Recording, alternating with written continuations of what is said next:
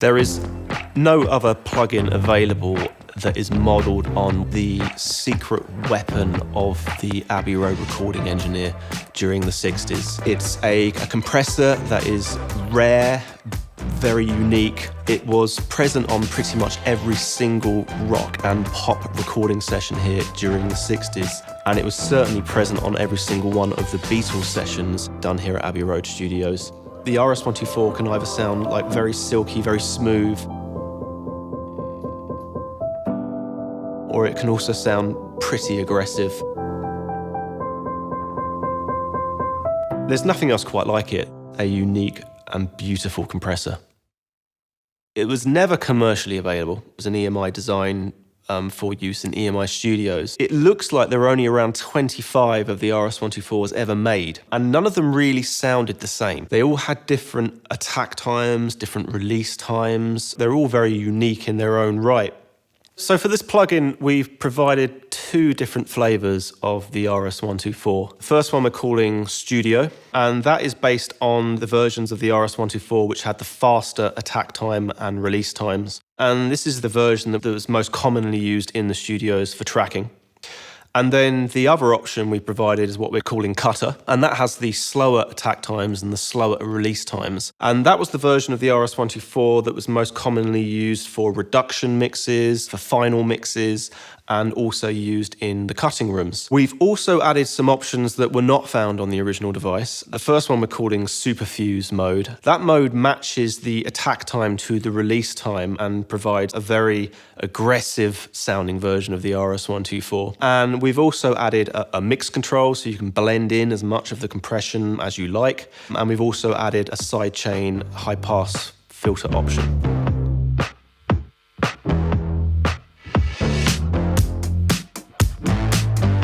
So the true identity of the RS124 remained a bit of a mystery up until more recently.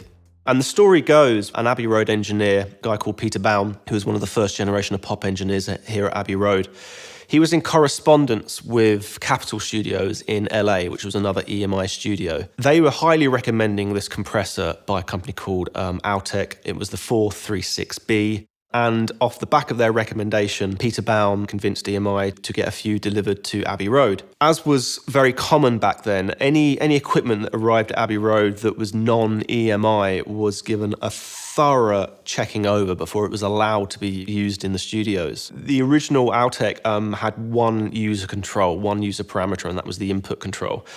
Everything else was fixed. The EMI engineers, engineers like Len Page, Bill Livy, Mike Batchelor, they did not like what they were seeing. And they went about pretty much redesigning the entire thing from the ground up. And what I mean by that is they added an output attenuator. They added release times, 6 release times. They added this feature called the hold control, which was very unique to EMI. What that allowed you to do was it would allow you to pin the release time to the current threshold it's set to. And that had two functions. One was to stop the music from kind of swelling up at the end of the music, like the room sound swelling up too much. And the other function was kind of the reverse of that, was to allow you to play the music, let the compression sit in, hold that compression threshold, stop the tape, rewind the tape, and go back and play the beginning of the music again so you didn't get that initial thump in the music.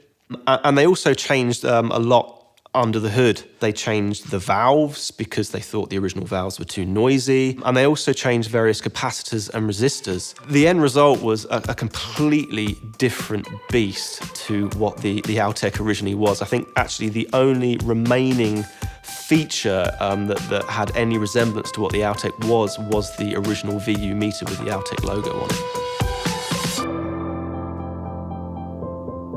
So the RS124 was pretty much the star, the centerpiece of Abbey Road Studios in some respect. It was used on every Beatles recording session done here during the 60s. It was so integral to their recording process that when they recorded Let It Be at Apple Studios, Abbey Road actually shipped several devices over to Apple Studios.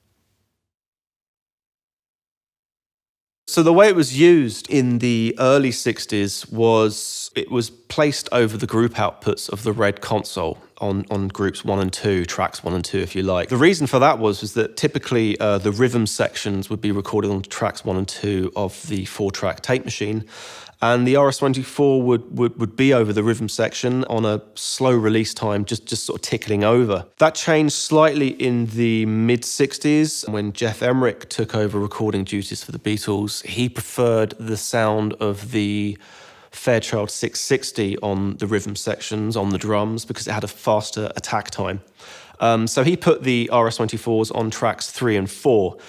Having said that, he was a massive fan of the RS124 on bass guitar. And the reason being was because the RS124 had a slower attack time, it allowed the initial transient through of the bass guitar and gave the bass a nice punchy sound.